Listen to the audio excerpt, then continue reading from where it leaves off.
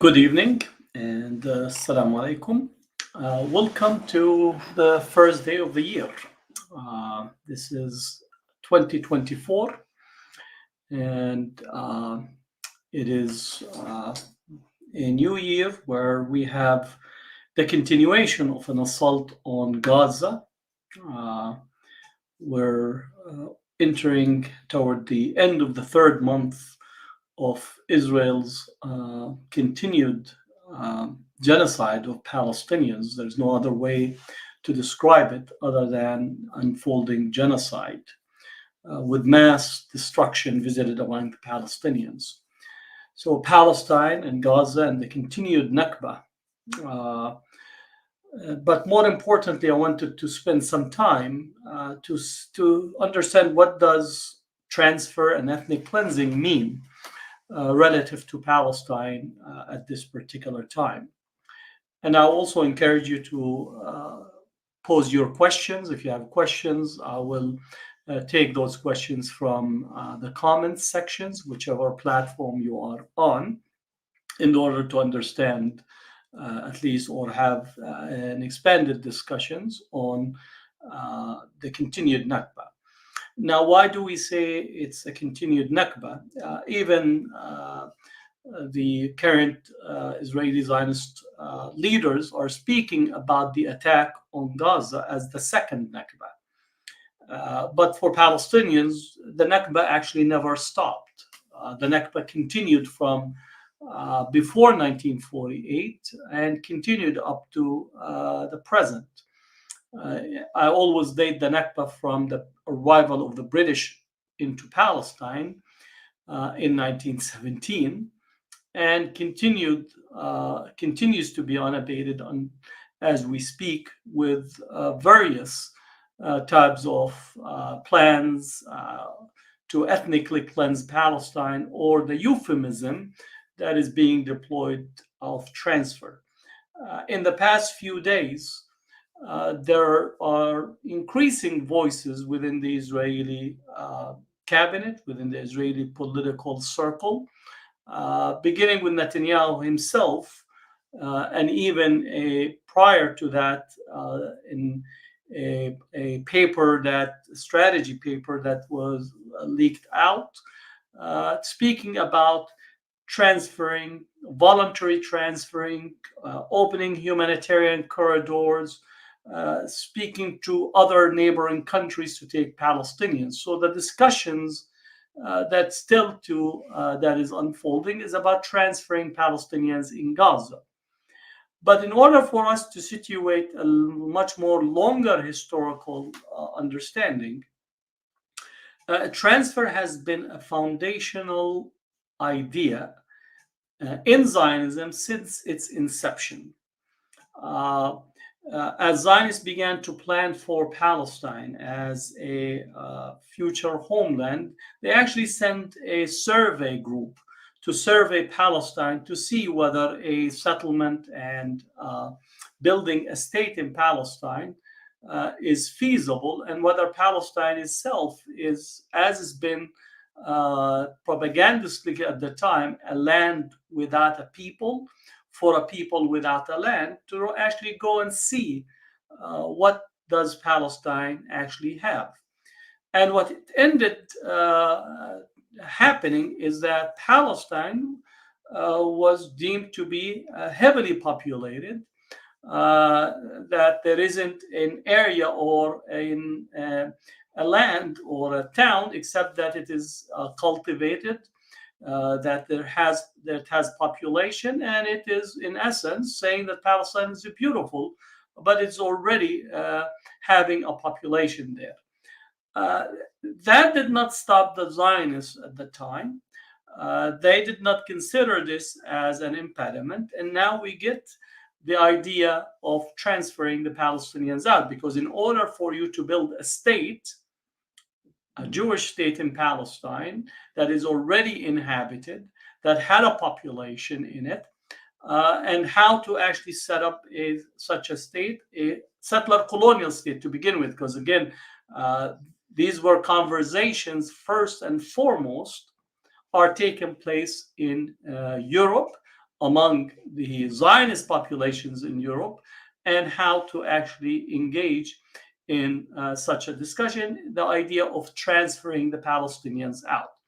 And I want to go through some slides in terms of transferring and ethnic cleansing Palestine and Gaza in order to actually contextualize what I'm saying so we could understand the plans that have been at least in formulation prior to this current period. So again, an Israeli ministry in a concept paper proposes transferring Gaza civilians to Egypt's Sinai. So this is immediately just almost 6 or 7 days after the October 7th attack, that there was already a concept paper. This paper predates the actual October 7th event, but it becomes into circulation that the idea to transferring Palestinian Gaza civilian populations to Gaza. So this introduces to us the idea of transferring the Palestinians. Now, this actually, the document spoke of what's called staged transfer. The document proposes moving Gaza's civilian population to 10 cities in northern Sinai desert, then building permanent cities and an undefined humanitarian corridor. A security zone would be established inside Israel to block the displaced Palestinians from entering. Okay, so again, this is very important in order to understand that this document, literally as we speak today, the idea of transferring the Palestinians of Gaza out, even as Biden's communications with Israel, initially Biden was already sold on this idea. The United States was sold and actually was facilitating the discussions with Egypt and Jordan. And when President Biden visited Israel, the plan was for him to actually have a meeting in Jordan with President Sisi of Egypt, King Abdullah of Jordan, and also Mahmoud Abbas, with all indications that this was already in the works, and in return or in compensation, that Egypt's financial crisis in terms of its foreign debt, and also Jordan's foreign debt will be at least paid off, and a whole system will be put in place. As we actually saw Israel's ground invasion in the northern part and then pushing Palestinians down to the south. Earlier today, Palestinians who pushed down have arrived literally about 400 yards away from the Egyptian border. And the discussions about also if Israel controlling the Salah ad-Din corridor, which euphemistically has been transformed or labeled as the Philadelphia corridor, the 14-kilometer border between Gaza and Egypt.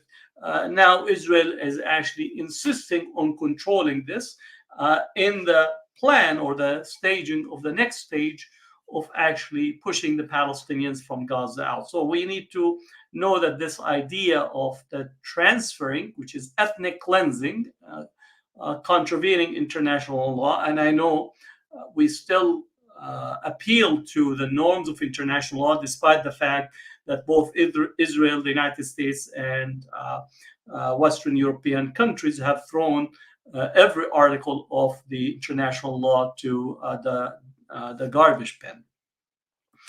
But also we need to actually go back a little bit to understand early transfer ideas in Zionism. Nakba, which is the party that was most influential among Jewish population in Palestine, convened the Congress of its supporters from Palestine and other countries from 29 July to 7th August 1937 in Zurich. It was then that transfer became policy. So we need to understand that Herzl have already indicated that he prefers transfer of Palestinians and Arabs. And this was an idea that by 1937 it actually becomes the policy of the Zionist movement. And as such, it was adopted and becomes the most important undertaking. The proceedings of this Congress of 1937 were subsequently edited by David Ben-Gurion and published in Tel Aviv in 1938. So the idea of transferring Palestinians from historical Palestine emerges initially in Herzl's writing, and then subsequently becomes the policy adopted by the Zionist movement in Palestine through this conference.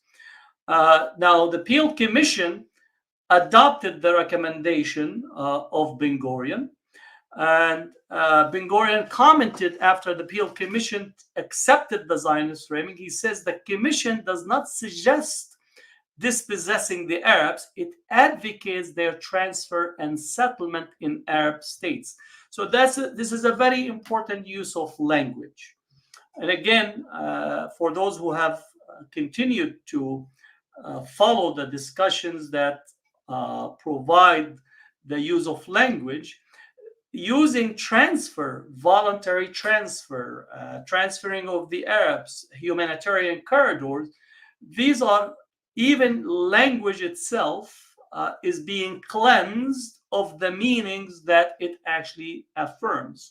This is ethnic cleansing. This is actually removing indigenous Palestinians from their lands and using the euphemism, the cleansed term transfer that was used by the Peel Commission, and then it begins to be adopted. He says, Ben-Gurion, it seems to me unnecessary to explain the fundamental and deep difference between expulsion and transfer. Until now, we also have achieved our settlements by way of transfer of population from place to place. Only in a few places of our colonization where we are not forced to transfer the earlier residents. So again, the use of the word transfer is used strategically. To avoid the use of expulsion, even though that anyone that is following the development in Gaza understand this is actually a forced expulsion, while simultaneously using the term transfer.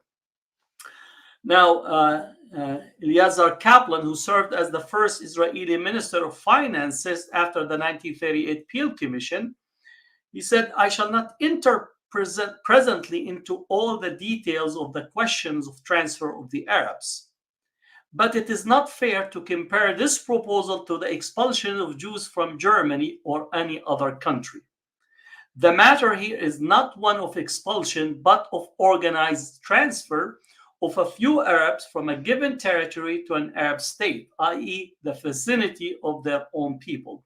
So this is actually very interesting because this is the period while the transfer of Jews was occurring in Europe under the horrific Nazi Germany, that they were aware of the expulsion that is taking place. So they wanted to navigate linguistically, but also to create a veneer of humanitarianism in this process by insisting on using the term transfer and adhere to their own people. So this indications or this language that if we transfer the Palestinians to their own people, meaning other Arab states, this would be acceptable, which is a very deeply racist framing where a Palestinian indigenous population, in essence, could be easily removed and thrown out to another area because, again, these are all Arabs the same, and therefore there should not have a problem with actually being moved from one place or one territory to the other.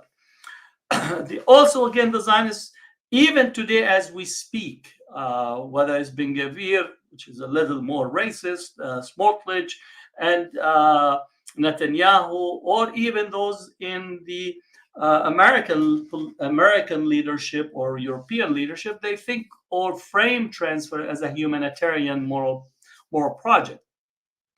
Now, in here,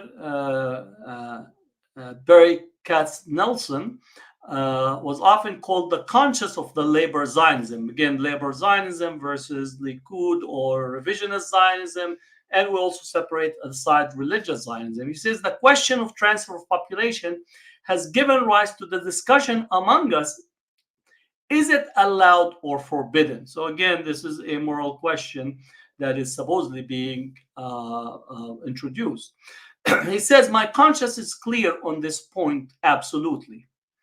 A remote neighbor is better than a close enemy. So again, this is supposedly putting a moral question, which is removing the Palestinian indigenous population to a remote area and saying a remote neighbor is better than a close enemy. They will not lose from being transferred. And we shall certain not lose from it.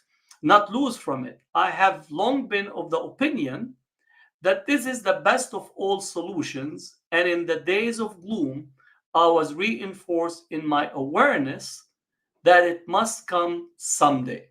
So again, this idea of transfer of Palestinians, ethnic cleansing, as a moral humanitarian. This is again from the conscience of the so-called labor Zionism, in essence reconciling himself. But he said, but I never imagined that the transfer would be merely to the neighborhood of Nablus. So they were not talking from 48 area or the areas where settlements were present. He was not talking about removing them to Nablus. I always believed that they were destined to be transferred to Syria and Iraq. So again, the transfer, this is again predates 1948 war. This is predates the Nakba. And we saw earlier, again, 1937-38 predates this discussions of Palestinian violence.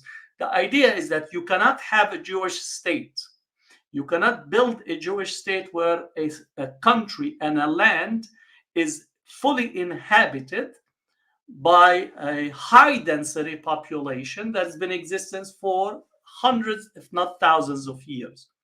So, and in here one has to step back and say settler colonialism is built upon genocide and transfer, genocide, ethnic cleansing, genocide and moving population. And again, the example of the United States, of the native populations, indigenous population put to genocide, and then the remaining population transferred to reservations. I call them refugee camps, if you want to actually use the descriptions that would be more accurate in the development of the genocide in the Americas.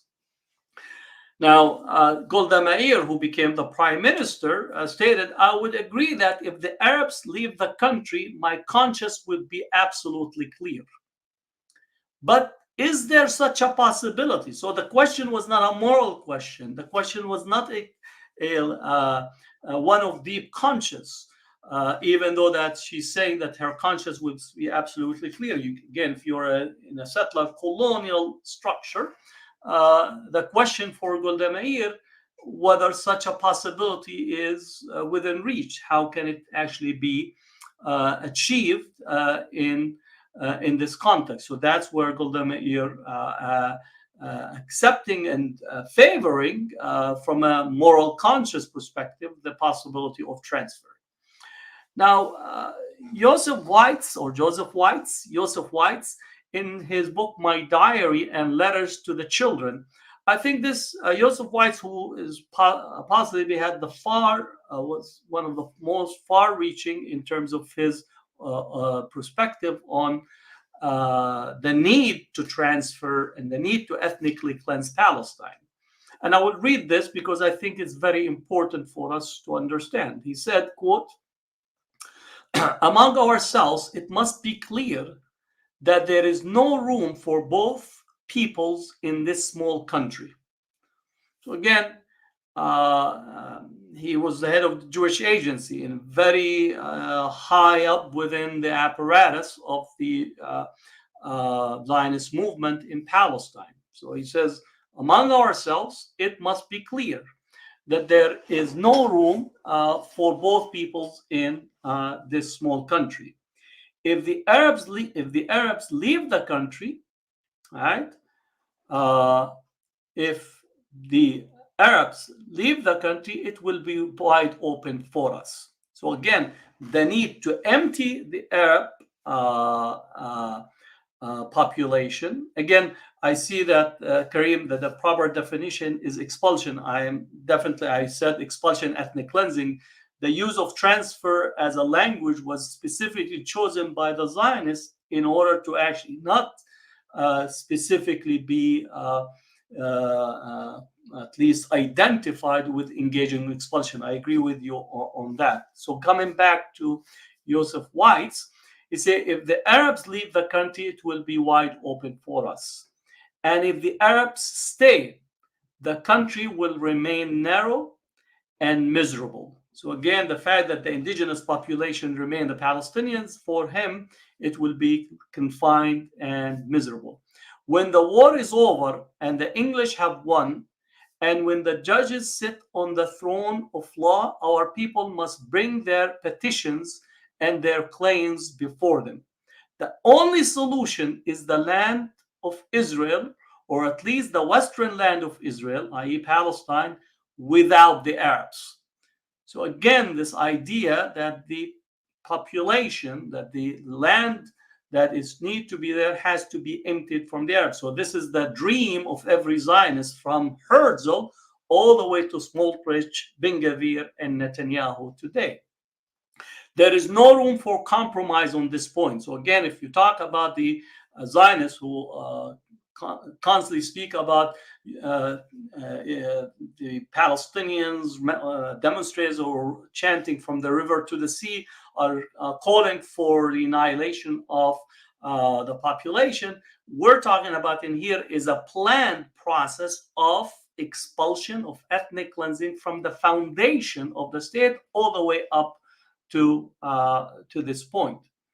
It says the Zionist enterprise so far in terms of preparing the ground and paving the way for the creation of the Hebrew state in the land of Israel has been fine and good in its own time and could do without land buying, but this will not bring about the state of Israel. So understanding that ethnic cleansing, expulsion, is what is needed in order to bring about the emergence of the state of Israel. This must come all at once in the manner of redemption, and there is no way besides transferring the Arabs from here to the neighboring countries.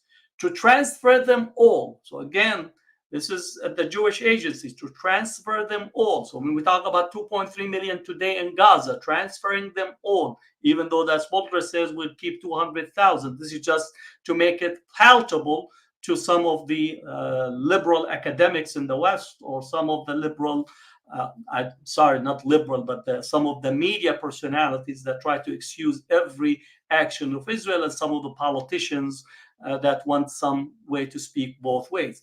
He says, except perhaps for Bethlehem, Nazareth, and all Jerusalem, we must not leave a single village, not a single tribe, and the transfer must be directed to Iraq, to Syria, and even to Transjordan. So this is again at the within the Zionist idea of transfer, expulsion, ethnic cleansing. For that purpose, we will find money, a lot of money, and only with such a transfer will the country be able to absorb millions of our brothers, and the Jewish question will be solved once and for all. There is no other way out. So again, in here, absorbing refugees coming from Europe, and in here the Jewish question will be solved. Now the Jewish question is so important because Europe had a Jewish racist question of anti-Semitism, committing pogroms against the Jewish population through history, but also we could mention expulsions of Muslims in Spain, in Portugal, in other places. So solving of, or attempted to solve the Jewish question is at the expense of expulsion of the Palestinians, dispossessing them, and transferring them per Whites, Herzl, Ben Gurion, and others, sending them to Iraq, Syria, but also other plans in the future. So again, this is very important and instructive to understand that the logic of expulsion of the Palestinians does not only emerge because all of a sudden there was a Hamas. So this Hamas did not exist in 1940, in 1937, did not exist in 1902 when Herzl was speaking about quote transfer, ethnic cleansing. It did not exist when Ben Gurion was in there. It did not exist in 1967, and so on. So again, this is a foundational element relative to the need to empty Palestine of its Arab indigenous population. Now, in 1948, Nakba and mass ethnic cleansing, this was the opportunity. And again, you'll find some Zionists today that rather than actually contemplating the criminal crimes that have been committed, the violation of the Palestinian as the indigenous people of the land, the fact that there are 750,000 Palestinians were ethnically cleansed, 531 villages destroyed, 11 urban centers completely emptied, preventing the return of refugees, and quote transfer implemented during the war, rather than thinking about the horrendous and the what we call the original sin that has been committed against the Palestinians in 1948, that they actually, the only thing they contemplate is that they made the mistake of not actually expelling all of the Palestinians, that they blame, they blame Ben Gurion and the early founders of Zionism. They blame them actually for not doing the job completely. This is including Benny Morris, who actually speaks of the fact that that was the mistake, that not all of them, Joseph Weitz wanted all of them to be out. And as such, that was the error rather than the ethical, moral questions. This is also at the time where the post-World War II, where the notion of never again of expelling people, never again of engaging in such mass crimes. The world is adopting or created the United Nations. The world is adopting and discussing the Fourth Geneva Convention. The world is adopting the Convention on Genocide. Yet simultaneously, the victims that were, in essence, the victims of Europe and the Western world were allowed to victimize the Palestinians, and not only that, but to heap scorn on them and demonize them from then until today, this demonization that takes place. So the question, in essence, tries to absolve Zionism of the criminal violations of the dispossession and the settler colonialism that ended dismantling the Palestinian society. Now, not only that, but post-1948 era, there was a discussion of possible transfer pre-1948 to Syria and Iraq were renewed immediately after 48.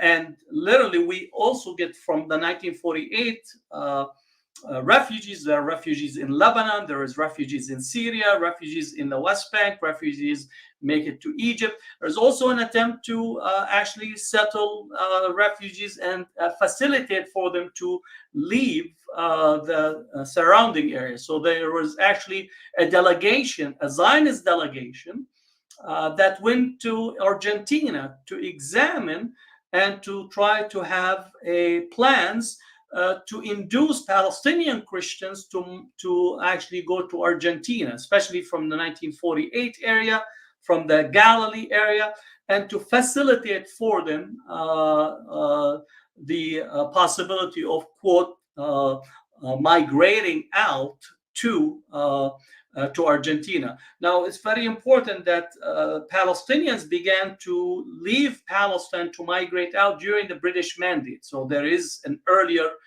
attempt to find a way out. And the British did facilitate and participated in facilitation. So some Palestinians made it to Latin America. There's a huge Palestinian community in Chile, huge Palestinian community in El Salvador, Palestinian community in Nicaragua, in Argentina, in Brazil, in the Caribbean. There's a Palestinian community in Australia, New Zealand. Some date back from that earlier period, but also some post-1948 and some also post-1967, not to indicate that it was only one period. And often European countries and Western countries that meet and come to aid the Palestinians, often they were in cahoots, in collaboration, in discussions, in dialogue with Israeli leaders to facilitate removing the pressure from Israel by taking Palestinians. And this actually was the case also during Oslo in the multilateral committee that to deal with the quote, the refugees and the right of return, that these multilateral committees were actually participants were engaged in facilitating the transfer or resettlement of the Palestinians somewhere else. Now, post-1967 transfer, the expulsion of large during the 1967 war, there were expulsion of large numbers of Palestinians. Again, the term here expulsion, often using the transfer for Israelis, Palestinians in the course of the hostilities and during a short period thereafter. So in 1967, you have a large number of Palestinians that were expelled, that were pushed out, and you have another Nakba that occurs where Palestinians actually end up also losing territory. Then you have a longer period of less intensive inducements to leave, which lasted a few more weeks in the West Bank and until August 1968 in the Gaza Strip. So this is actually to try to induce people to leave, to shoot over their head, to try to make their access to food, water, and resources difficult, to sometimes destroy their property, destroy their livelihood in such a way that they will leave. Abba Eban, the Israeli foreign minister, called for resettling the refugees in neighboring Arab countries, mainly Syria and Iraq. So again, this introduction, even at that time, immediately 67, as takeover of the West Bank, the discussion of that settling the Palestinians in Syria and Iraq. Yigal Allon, the deputy prime minister, proposed that the Palestinian refugees be transferred to the Sinai desert or that they be persuaded to move abroad. So the idea of the Sinai desert is actually present in the Israeli political thinking, political machinations, and to try to see how to make it to remove the pressure away from Israel relative to the presence of the Palestinians. The majority of Palestinians who expelled in 1948 and in 1967 continue to this day to live around the borders within the West Bank and around the borders of historical Palestine, whether it's in the West Bank, the Gaza Strip, upward of 75, maybe as high as 80% of Gaza population are refugees from 48, Palestinian refugees in Syria, Palestinian refugees in Lebanon. So again, this notion that whether Smotrich or others, if we just kick the Palestinian out, if you kick the Palestinians out, we will solve our problem. Let me just be very clear that there is no solving any problem for Zionism and for Israel by expelling, by ethnic cleansing, by removing Palestinians from historical Palestine. It might push the problem down the line, but there is no way of Palestinians not coming back to Palestine and making their way throughout the diaspora back to Palestine, as well as the Palestinians inside historical Palestine, which right now number upward of 6.8 million, assuming again the Gaza population continues there. And even if those who are calling for an expulsion to the Sinai Desert, that will not actually remove any possibilities. Somebody says, I see GoFundMe for paying Egypt border guards to let Gazans out. Do you count that as ethnic cleansing? Absolutely. Anyone that actually is funding to actually make a humanitarian corridor to try to plead with Egypt to let Gazans out, where the Gazans themselves are saying they want to stay on their land. Palestinians are saying we want to stay on our land. So these are, again, even American Palestinians, I would say that this idea of helping the guard to let them out, maybe if we're talking about only individuals who have American citizenship and Greek cards, that I know some people that are stuck on the border. And I think this to facilitate that, if it's only in that narrow spectrum, yes, but anything other than that, I would not actually give it any support, because it is facilitating easing so-called the pressure on Israel from the Palestinians that are in there. So in this sense, what we need to understand is that this plan, this policy of transfer, ethnic cleansing, has been foundational to Israel, to Israeli leadership, to Zionism, and now we are continuing to see this being forward. Lastly, just in the past few days, there is this idea that Tony Blair, the former war criminal, that's what in my book Tony Blair is, that he's a war criminal for the illegal invasion of Iraq, the death and destruction that been visited on the Iraqis, the Abu Ghraib torture chambers with all the despicable pictures. Now, Tony Blair, who never misses an opportunity to continue to violate international law, supposedly he's been recruited to help to facilitate, to engage in negotiations, to help the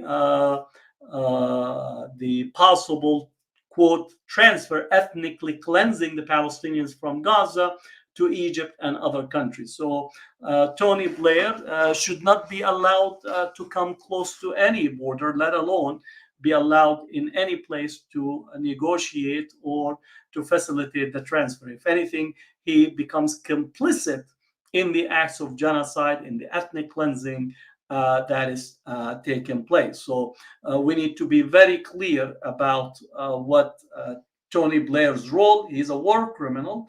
He still is responsible. Even the Parliament committee that looked at the British participation in the Iraq war, that the British participation laid at the foot of Tony Blair and his ministers at the time, who really hugged and joined the U.S. illegal invasion of Iraq. So to see him being brought from retirement with all his plastic surgery in there, being brought to try to participate in ethnic cleansing of Palestine, you would actually, the British have been responsible for the calamity that is in Palestine today, from the initial issuing of the Balfour Declaration, the facilitation of Zionist settlements in Palestine during the Mandate, facilitating the imposition of Zionism on Palestine to absolve and address Europe's Jewish question, anti-Semitism, and they continue to support the Zionist and Israeli enterprise all the way up to the present, including sending a plane, a reconnaissance and intelligence gathering plane over Gaza as we speak, which makes them participant in the current war crime and the current genocide. Again, the Western world is being complicit from the inception, whether you talk about Balfour Declaration, accepted and agreed upon by the victors of World War I, incorporated into the Paris Conference post-World War I, adopted into the League of Nations mandate, incorporated into the British mandate, and on and on and on. Then the continued support, arming, and protection of Israel from 48 all the way up to the present. So let's be very clear. The attacks, Israeli attacks that are taking place on Gaza, that so far killed upward of 31,000 Palestinians, upward of 11,000 children, babies, and kids. 70% of all those who are killed are women and children.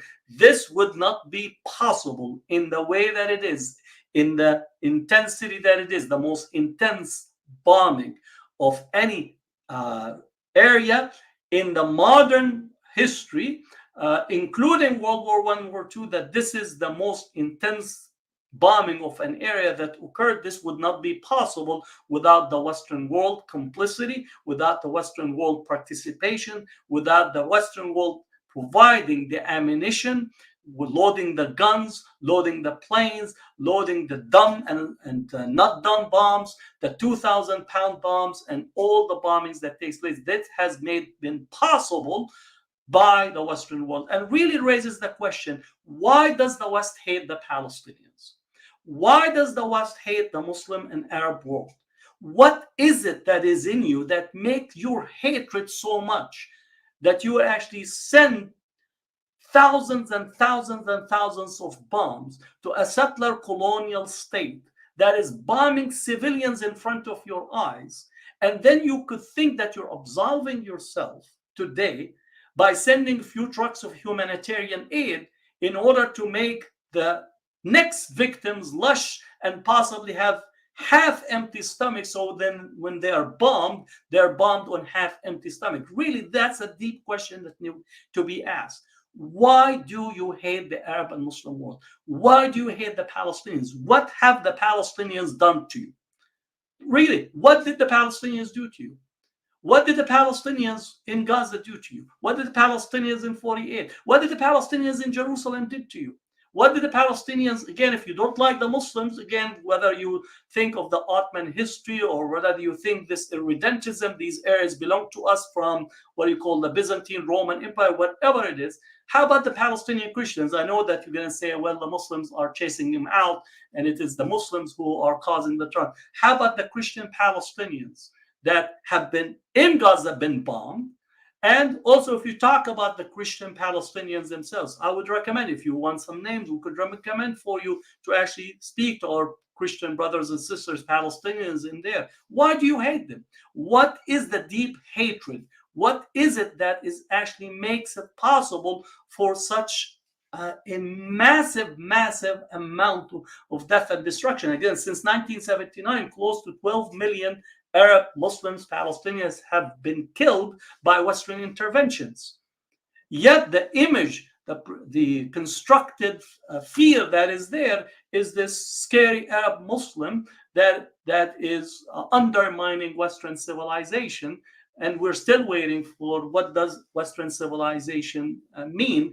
If it means the 2,000 bound bombs that are thrown on Gaza, this leaves much to be desired of articulating such a moral and ethical point of view. And I'm not leaving, again, the post-colonial Arab states that are complicit themselves as well.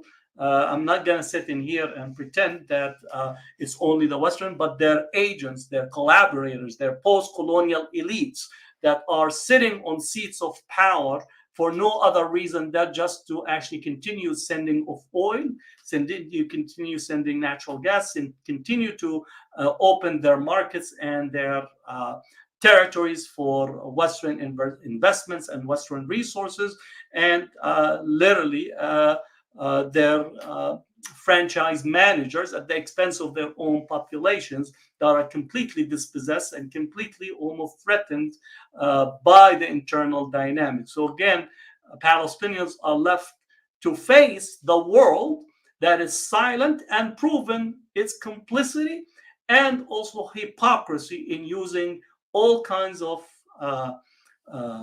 human rights terminologies, using the international law, using all kinds of framing when it comes to global South, when it comes to Arabs, when it comes to Muslims. But it's actually what we found out, that the world is unequal, that there is no such thing as a law that applies to everyone, that all men are not created equal, and slash all men. And I know they forgot women, because again, only Muslims are in essence violate women's rights, misogynist. The West, we say all men are created, all men and women are created equal. No, for sure, it has not been the case. Modernity has proven this to be, that there is no such thing as all men and women are created equal. The men of the global north, the men in the Western world, the men and women of Europe, Canada, Australia, and so on, are completely at a different level. They endowed with the human rights, they're endowed with meaning, they endowed with political rights. All these are attached to them.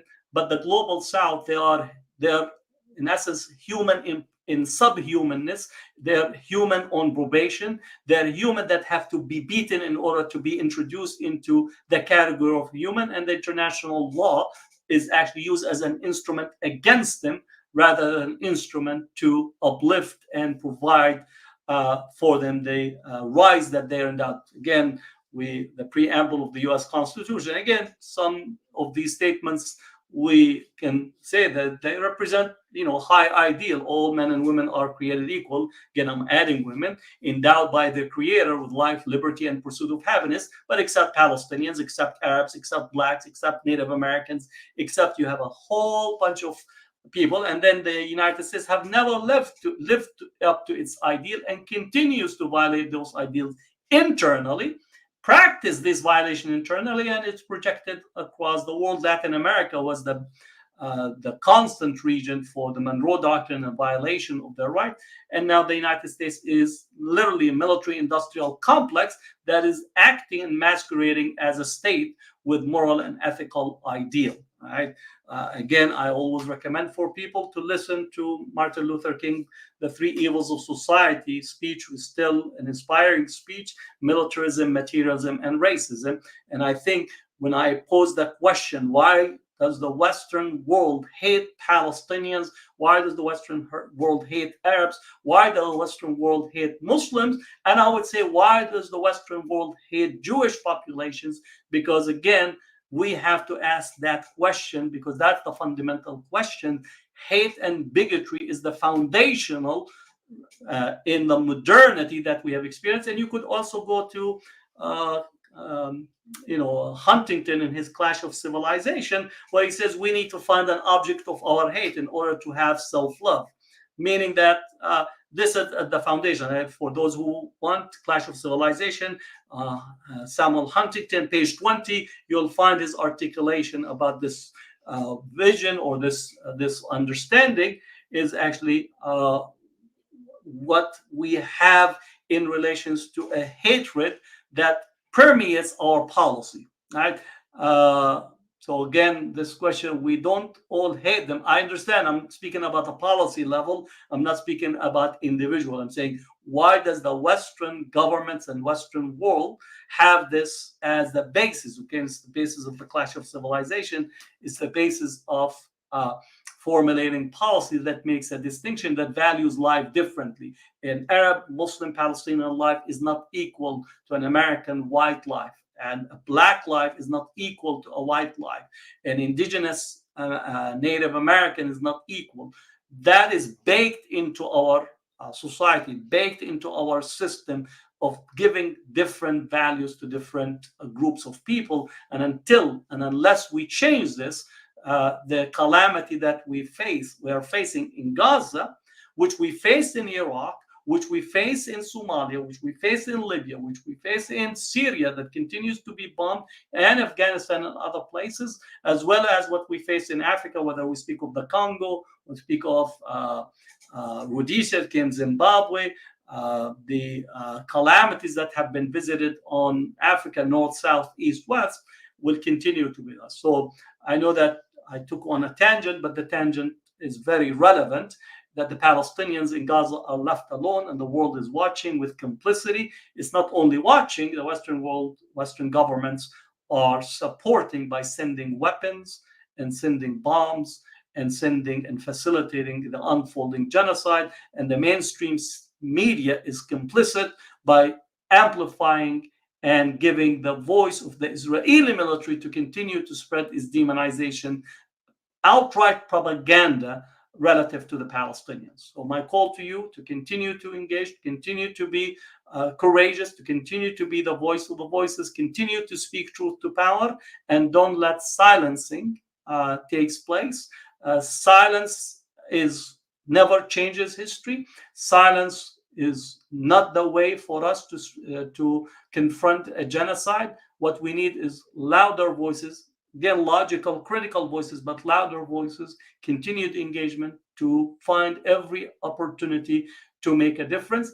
Also, I encourage people to continue to partake in the PDS, boycott, divestment, and sanction. Any store, any company, any agency that continues to support and aid in the bombing and the genocide in Gaza should not be on our list of doing business with, or allowing them to have our money in our pocket or our investment. So I encourage you to continue to be firmly standing for the BDS, boycott, divestment, and sanction. So thank you for being with me today. I wanted to have, I was planning for a short period, for a short discussion, but I think there was a lot to be said. So this is the first of the year that I wanted for us just to have a conversation about what's taking place. So ethnic cleansing is a war crime, and ethnic cleansing violates the Fourth Geneva Convention. Ethnic cleansing violates the United Nations Universal Declaration of Human Rights. Ethnic cleansing violates the Charter of the United Nations. And let me remind everyone, Gaza population is an internationally dependent population. The United Nations is responsible for the Gaza population. The United States is responsible. Western Europe is responsible. The International Criminal Court is responsible. All are responsible because Gaza population are stateless people. They are internationally dependent people, and the world community, if there's a world community, should be responsible for taking Israel to task, and they should face the International Criminal Court of Justice. And lastly, I would like to continue to express my gratitude for South Africa because they have submitted a complaint to the International Court of Justice, charging Israel with committing a genocide and war crimes on the Palestinians. So salute and gratitude to South Africa and for all the people that continue to be out in the streets in large numbers, demanding justice and demanding immediate ceasefire in Gaza. So thank you, and I'll see you again in the next podcast. Make sure to share this with anyone that's on your list.